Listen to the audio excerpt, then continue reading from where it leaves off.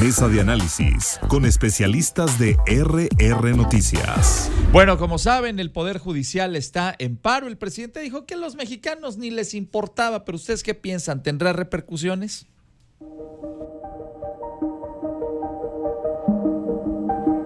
La posibilidad de que se concrete la sobrerepresentación en el Congreso Federal, en donde Morena y sus aliados podrían tener mayoría, está simbrando a los magistrados, jueces y personal del Poder Judicial, que ante las modificaciones que busca impulsar el gobierno federal, han decidido realizar un paro de actividades. ¿Hasta dónde llegará el desencuentro entre los poderes ejecutivo y judicial, que será dirimido en el legislativo, haya sobrerepresentación o no?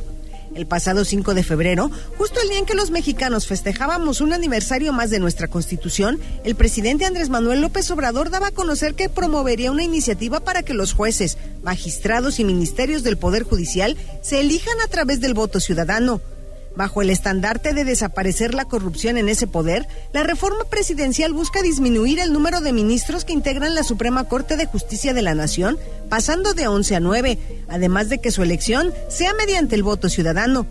La propuesta original señalaba que el primer domingo de junio del 2025 se realice una elección extraordinaria para renovar por medio del voto a todos los ministros, a los magistrados de circuito, a los jueces de distrito y a los magistrados del Tribunal Electoral del Poder Judicial de la Federación.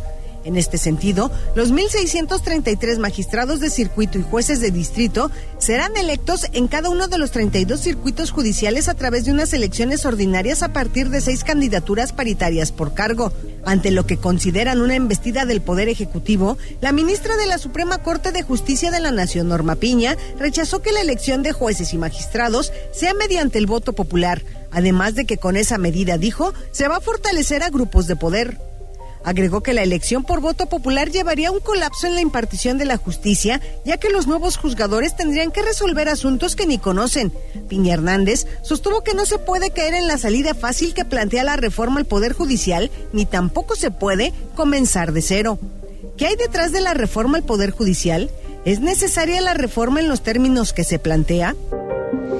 Esas son las preguntas que nos pone sobre la mesa Tere Garay, a quien, por cierto, saludamos allá del otro lado del cristal. ¿Cómo le va, licenciada? Buenos días. Ahí está Tere Garay, nuestra directora de RR Noticias, que nos presenta el contexto esta mañana. Y saludo en la mesa a nuestros invitados en el orden en el que fueron sorteados previamente. Juan Luis, no es cierto, Víctor Cuevas, ¿cómo estás? Buenos días, mi querido Vic, bienvenido. Con el gusto de estar aquí en RR Noticias con tu amplio auditorio. Qué gustazo recibirte, mi estimado Vic. Buenos días, Juan Luis Iñiguez. Muy buenos días, estimado Ángel, muy agradecido por esta invitación de estar en esta mesa de análisis político. Siempre un gusto recibirte. ¿Cómo estás, mi querido Jorge Luis Montes? Muy bien, Ángel, con el gusto de estar aquí como siempre.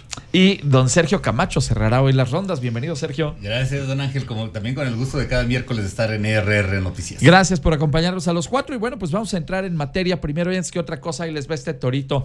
¿Será como dice el presidente que esta huelga del Poder Judicial, primero de los trabajadores, pero a partir del primer minuto del día de hoy también de jueces y magistrados que ya se unieron a este paro, pues, no es importante para la gente en México? Que los mexicanos pues casi ni cuenta nos vamos a dar. ¿Tú qué piensas, Víctor?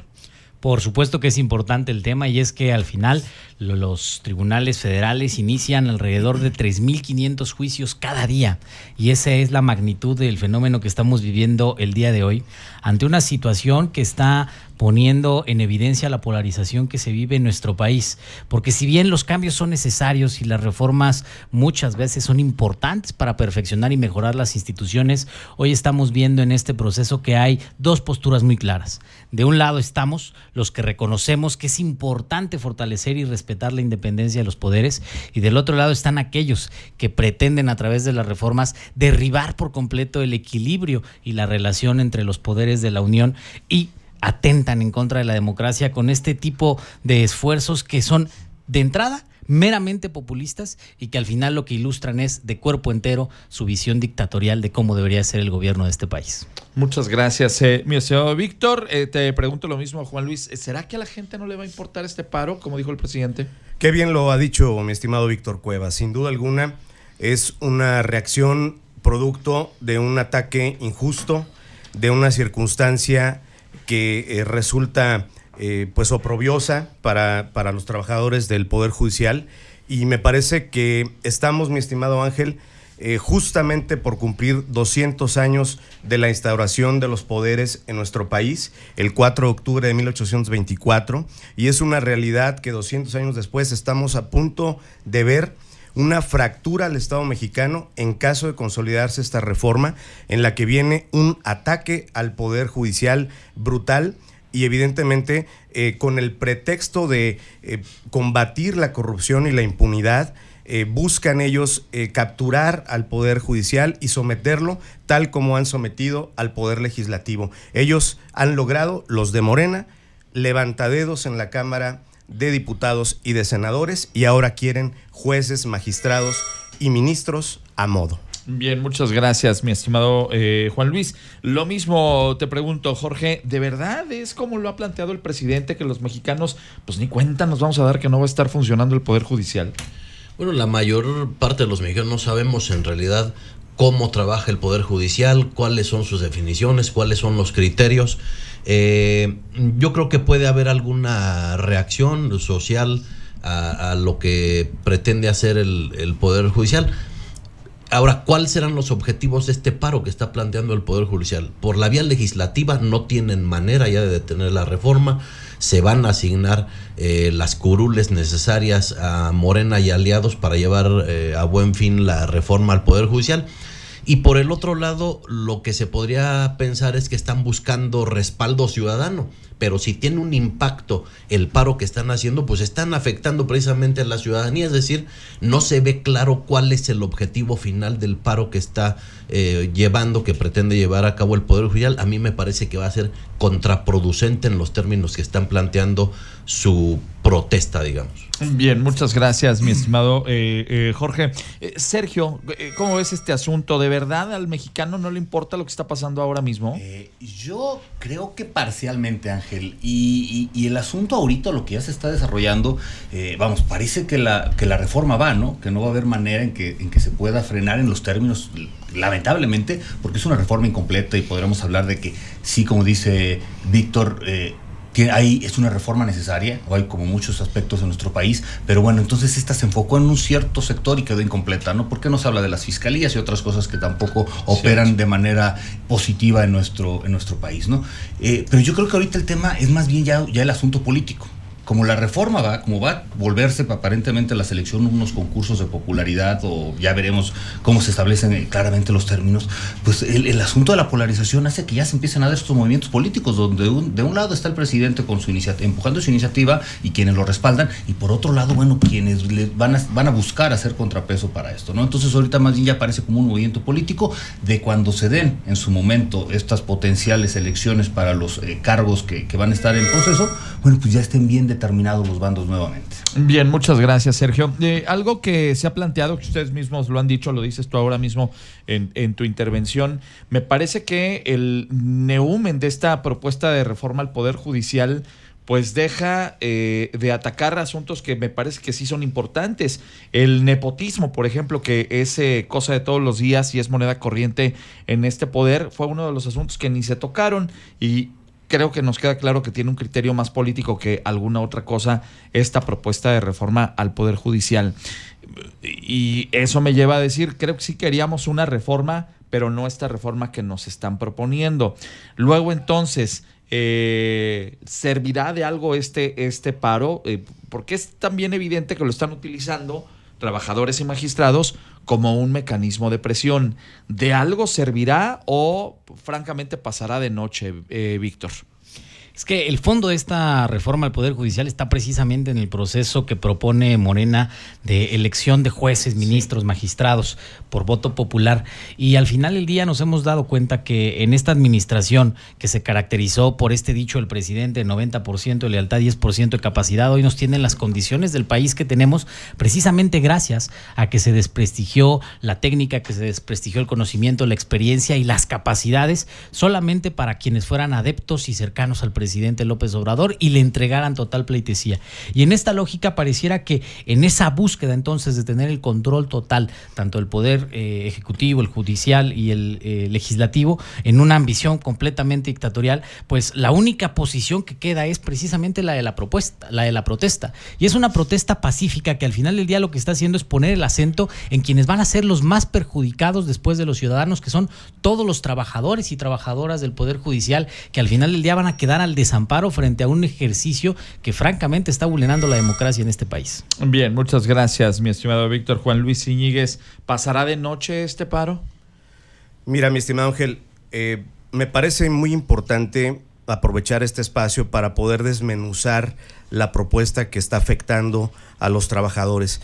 Es vital que no nos confundamos en estos ataques del presidente de la República, en el que en su, vamos a ponerle, justa visión de el combate a la corrupción y a la impunidad, pues no queda más que en un dicho. Él ha tenido la oportunidad de tomar en su propio poder, en el que le corresponde el Ejecutivo, la posibilidad de castigar evidentes y flagrantes condiciones de corrupción. Ahí está, por ejemplo, la de Ana Gabriela Guevara, a la que no le ganas una carrera en materia de corrupción. Ahí está, por ejemplo, sí. Los 16,000 millones de pesos que se robaron de Segalmex, pero ahora el pretexto es cuánto ganan los magistrados, que si tienen celulares, que si tienen privilegios, que si les pagan comidas. Es injusto lo que están haciendo de arriba para abajo, con esta sanción totalmente afectando a la dignidad de los trabajadores. Bien, muchas gracias, mi estimado Juan Luis. Jorge, justamente la preocupación que expresan también los trabajadores del Poder Judicial. Yo les diría que no deben tener ninguna preocupación, al contrario, no se van a afectar los derechos laborales, no se va a afectar la carrera, los concursos de oposición, van a poder seguir ascendiendo en los cargos. Ahora, un trabajador del Poder Judicial, una trabajadora que cumpla con los requisitos, puede concursar incluso para ser juez, magistrado, ministro, ministra. Es decir, se amplía en ese sentido la carrera judicial de los trabajadores y las trabajadoras. Y por otro lado, lo que se decía en la mesa, pues que está en desacuerdo la gente. Pues, ¿cuál gente? Si este plan C que se planteó en la campaña y que fue votado históricamente por la ciudadanía, nosotros vemos otra cosa en ese sentido, que tenemos todo el respaldo de llevar a buen término esta reforma al Poder Judicial. La gente está contenta con esta propuesta, con que se le quiten también todos los abusos que tienen, por ejemplo, los ministros de la Suprema Corte. Bien, muchas gracias, Jorge. ¿Sergio? Ángel, tiene un punto Jorge Luis en el sentido de que esta reforma estaba anunciada desde antes de las elecciones, ¿no? Y el resultado de Morena en las elecciones fue histórico, ¿no? Entonces, bueno, parece que ahí pudiera haber un respaldo popular en el asunto, ¿no? Sí.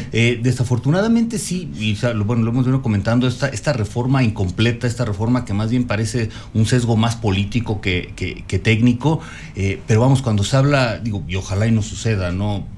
En la puesta de bandos que puede ser, y al rato ya al poder que salga cierto grupo con el eslogan de al Poder Judicial no se toca, ¿no? Cuando el Poder Judicial, bueno, pues en el World Justice Project estamos en el lugar 116 de 142 países en sus índices de eficiencia en Estado de Derecho, ¿no? Sí. Donde Querétaro, bueno, en esas mismas calificaciones, Querétaro lidera al país, ¿no? Y eso, bueno, ya nos hemos acostumbrado en Querétaro estar liderando varias cosas, pero de todos modos, si trasladáramos a Querétaro esos mismos índices, estaríamos a media tabla en los lugares 70 de 142, ¿no? Entonces, sí, definitivamente hay mucha impunidad, hay mucha ineficacia, hay mucho nepotismo, evidentemente hay corrupción. Es necesaria la reforma, sí. Esta es una incompleta, desafortunadamente. Bien, muchas gracias, Sergio. Más del contexto de la mesa esta mañana aquí en RR Noticias con Tere Garay.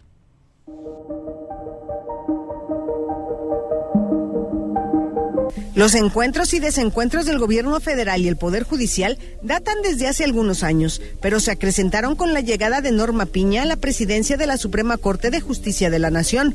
Ante la posible aprobación de la reforma, trabajadores del Poder Judicial han comenzado a realizar paros de actividades, a los cuales se sumarán este miércoles jueces y magistrados.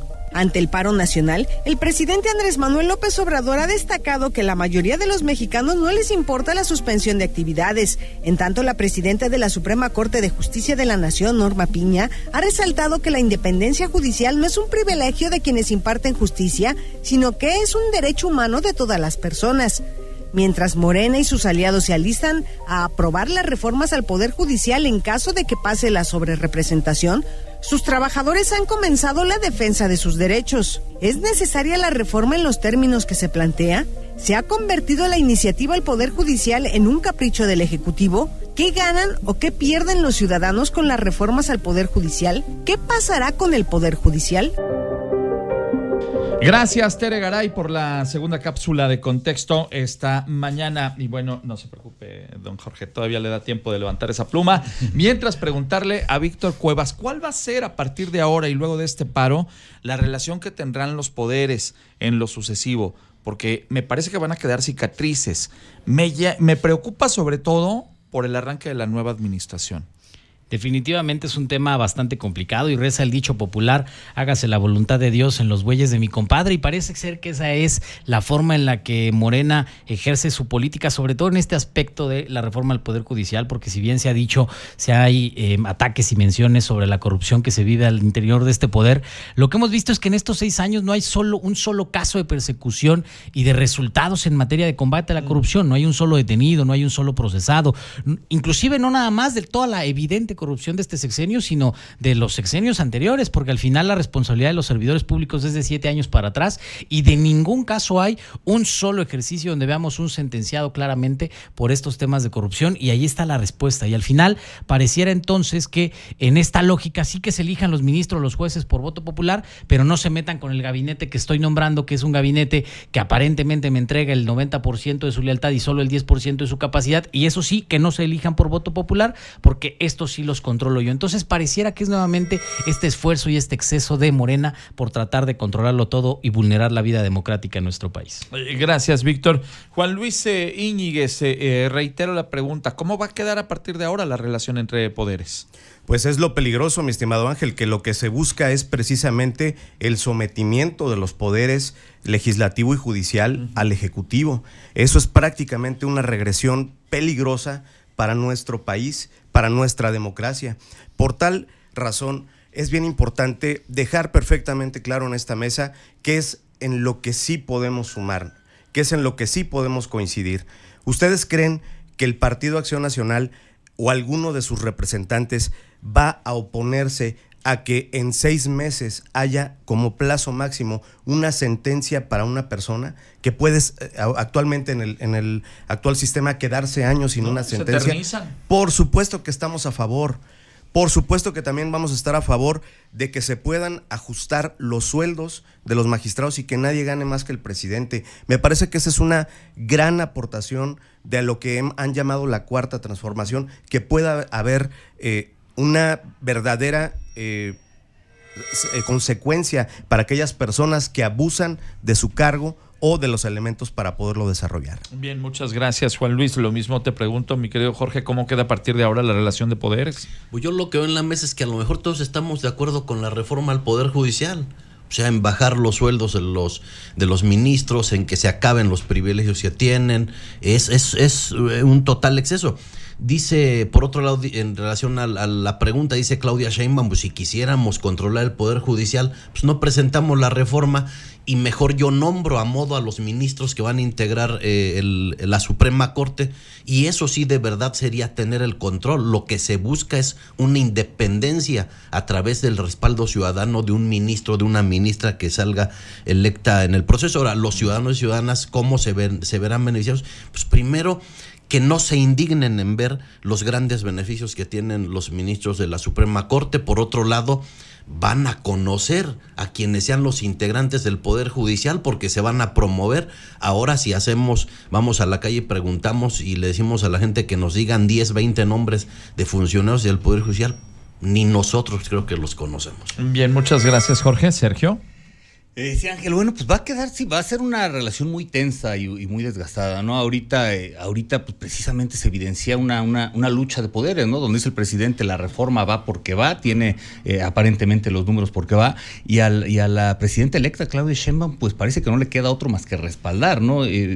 Sería deseable que tal vez ella propusiera una contrarreforma para abarcar todos estos puntos que no se están tocando y de donde, vamos, tiene sentido, ¿no? Porque ¿qué queremos?